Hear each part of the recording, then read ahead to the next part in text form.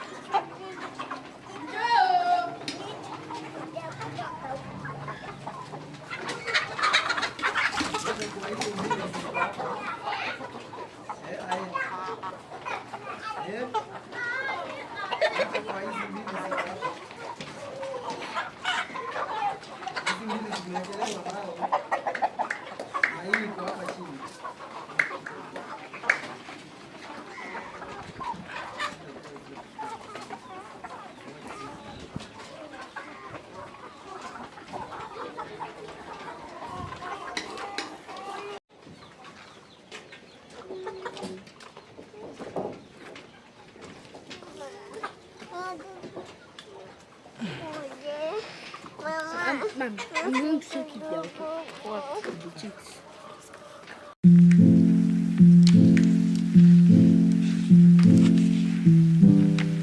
Some people keep chickens for entertainment purposes. When you can see them fly around, nesting, laying of eggs, it's a very, very excellent way to connect with their unique personalities and connect with nature by extension. Those of you watching the lessons that have come can let me know what exactly are some of the reasons as to why you're apart from business, apart from the profits, apart from the supply of food. Let us know what benefiting from the birds at large. For us, practicing what we learn here in Farm, our managers, we can really thank you so much.